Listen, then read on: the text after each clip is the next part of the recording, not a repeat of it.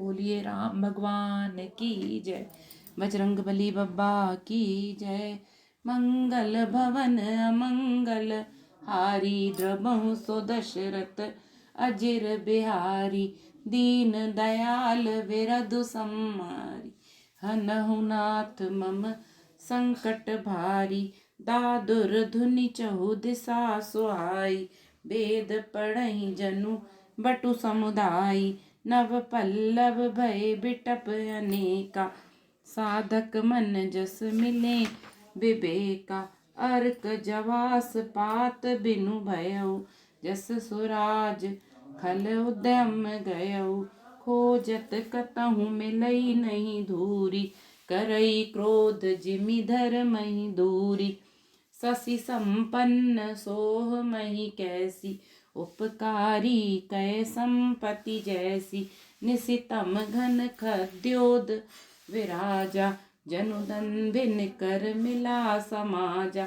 महावृष्टि चली फूटी क्यारी जिमि सुतंत्र भय बिगरही नारी कृषि निरावहि चतुर किसाना जिमि बुध तजहि मोह मद माना देखियत चक्र बाक खग नाही कलिहि पाई जिमि धर्म पराई ऊषर बरसई तृण नहीं जामा जिमि हरि जन ही उपज न कामा विविध जंतु संकुल मही भ्राजा प्रजा बाढ़ जिमि पाई सुराजा जह तह रहे पथिक थकी नाना जिमि इंद्रिय गण उपजे ज्ञान कबहु प्रबल बह मारुत रामा जह तह मेघ बिलाहि सिया रामा जिमि कपूत के उपजे रामा कुल सद्धर्म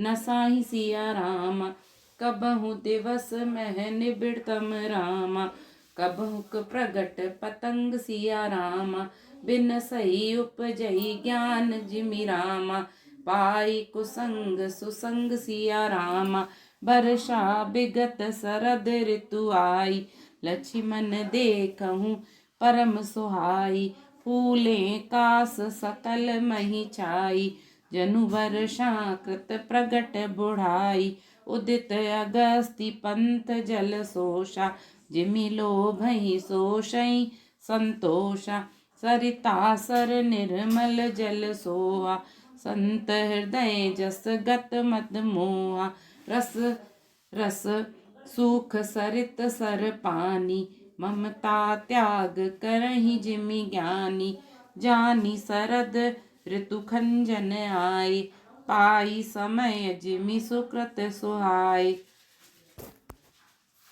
पंक नरेनु सोह असि धरनी नीति निपुण नृप कै जसी करनी जल संकोच बिकल भई मीना अबुध कुटुम्बी जिमि धनहीना बिनु घन निर्मल सोह आकासा हरिजन इव परिहरि सब आसा कहूँ कहूँ वृष्टि सारदी थोरी को एक पाव भगति जिमि मोरी चले हर्षि तजी नगर नृप रामा तापस बनिक भिखारी सिया राम जिमि हरि भगति पाई श्रम रामा तजहि आश्रमी चारि सिया राम मंगल भवन अमंगल हारी द्रबहु सो दशरथ अजिर बिहारी दीन दयाल विरधु सम्मारी हरहु नाथ मम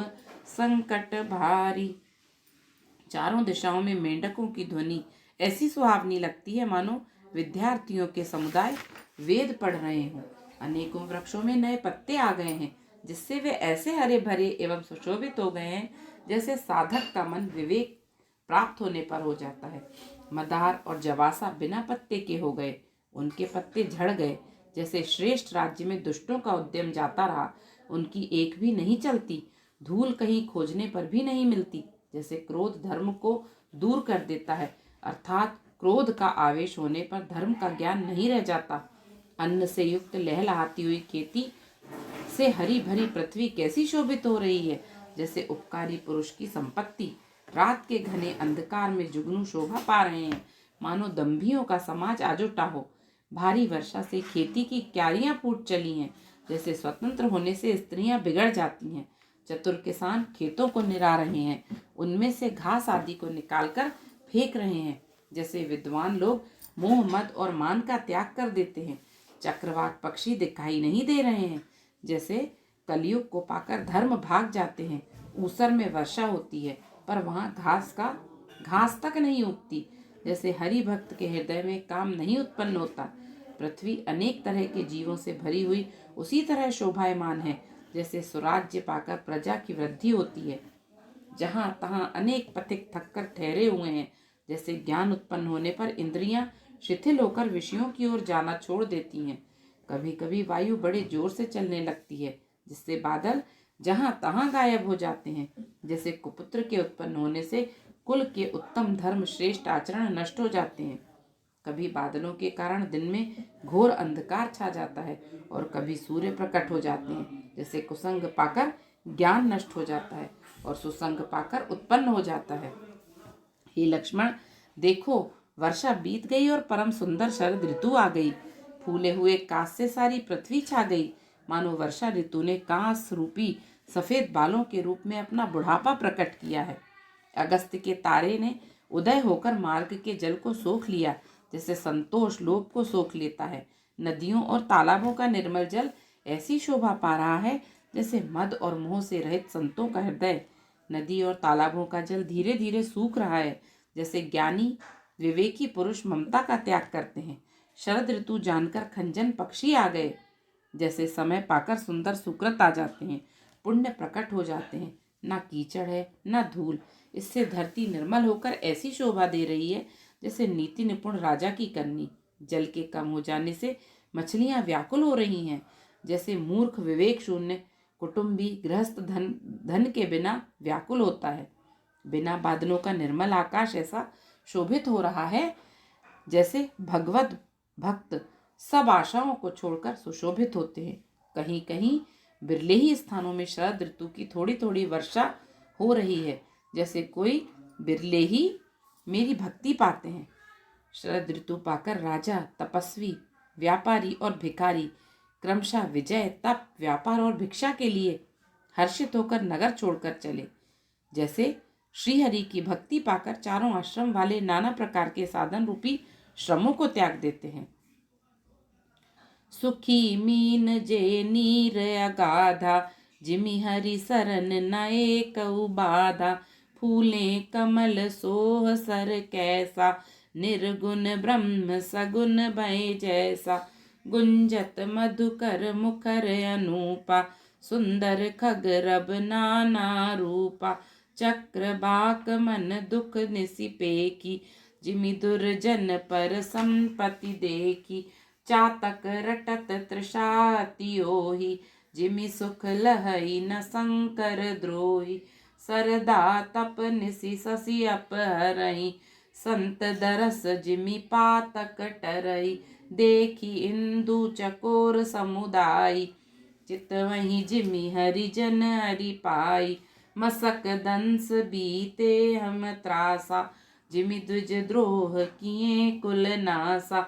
भूमि जीव संकुल रहे रामा, गए शरद ऋतु पाई सिया रामा। सदगुर मिले जाहि जिमि रामा, संशय भ्रम समुदाय सिया रामा। वर्षागत निर्मल ऋतु आई, सुधि न तात सीता कह पाई। एक बार कैसे हूँ सुधि जानौ, कालहु जीति निमिष महु आनौ। कतहु रहु जो जीवति होई, तात जतन करि आनौ सोई। सुग्रीवहु सुधि मोरि बिसारी, पावा राजकोष पुर नारी। जेहि सायक मारा मैं बाली, तेहि सरहतौ मूढ़ कह काली। जासु कृपा छूटहि मद मोहा, ताकहु माँ कि सपनेहु कोहा। जानहि यह चरित्र मुनि ज्ञानी, जिन रघुबीर चरण रति मानी। लक्ष्मण क्रोध बंत प्रभु जाना, धनुष चढ़ाई गए कर बाना, तब अनुज ही समुझावा रामा। रघुपति करुणा सीव सिया रामा, भय देखाई ले आवहु रामा। तात सखा सुग्रीव सिया रामा, मंगल भवन अमंगल हारी। द्रवहु सो दशरथ अजिर बिहारी, दीन दयाल विरधु सम्हारी। हरहु नाथ मम संकट भारी। हे लक्ष्मण देखो, वर्षा बीत गई और परम सुंदर शरद ऋतु आ गई।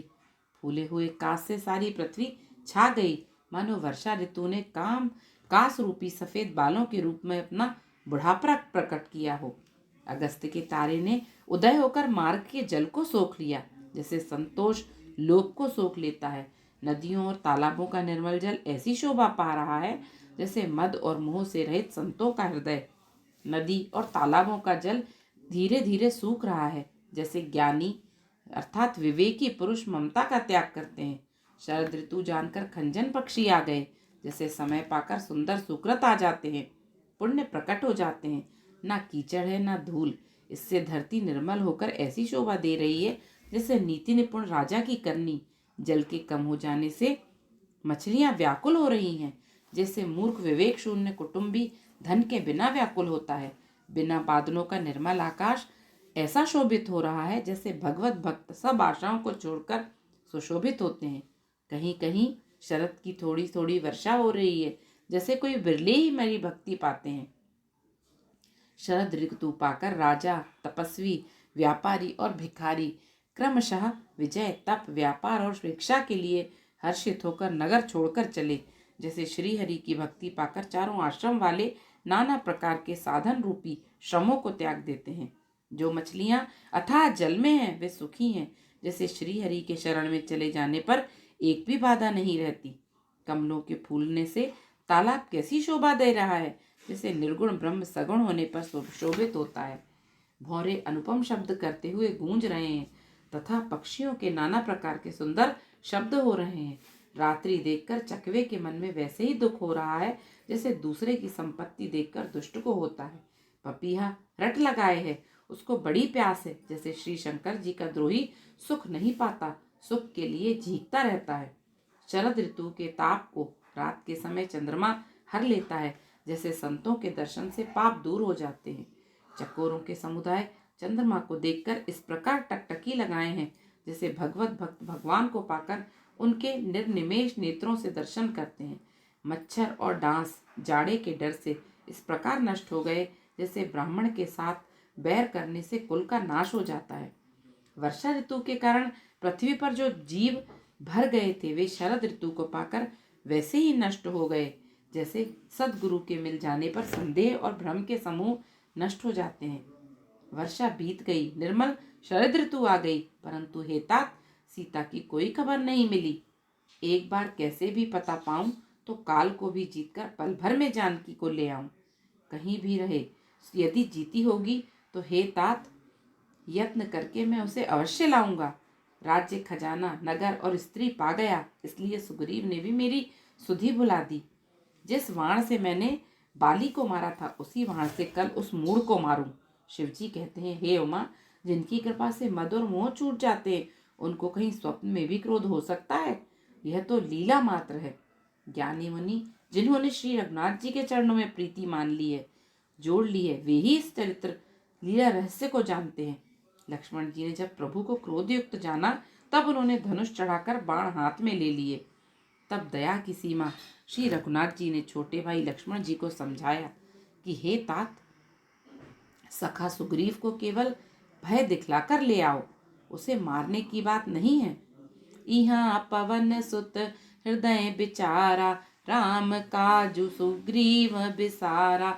निकट जाई चरणनि सिरु नावा, चारिहु विदिते ही कही समुझावा।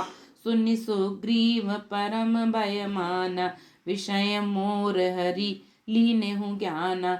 अब मारुत सुत दूत समूहा, पठबहु जह तह बानर जूआ। कहु पाक महु आब न जोई, मोरे करता कर बद होई। तब हनुमंत बुलाए दूता, सब कर करी सन्मान बहुता। भय अरु प्रीति नीति देखराई, चले सकल चरणन सिर नाई। एहि अवसर लक्ष्मण पुर आए, क्रोध देखी जह तह कपि धाय। धनुष चढ़ाई कहा तब राम, जारी करऊं पुर छार सिया राम। व्याकुल नगर देखी तब राम, आयहु बाली कुमार सिया राम। तब दया की सीमा श्री रघुनाथ जी ने छोटे भाई लक्ष्मण जी को समझाया कि हे तात, सखा सुग्रीव को केवल भय दिखलाकर ले आओ, उसे मारने की बात नहीं है। यहाँ किष्किंधा नगरी में पवन कुमार श्री हनुमान जी ने विचार किया कि सुग्रीव ने श्री राम जी के कार्य को भुला दिया। उन्होंने सुग्रीव के पास जाकर चरणों में सिर नवाया, साम दान दंड भेद चारों प्रकार की नीति कहकर उन्हें समझाया। हनुमान जी के वचन सुनकर सुग्रीव ने बहुत ही भय माना और कहा, विषयों ने मेरे ज्ञान को हर लिया। अब हे पवन सुत, जहां तहां वानरों के यूथ रहते हैं, वहां दूतों के समूह को भेजो और कहला दो कि एक पखवाड़े में 15 दिनों में जो ना आ जाएगा उसका मेरे हाथों वध होगा। तब हनुमान जी ने दूतों को बुलाया और सबका बहुत सम्मान करके सबको भय प्रीति और नीति दिखलाई।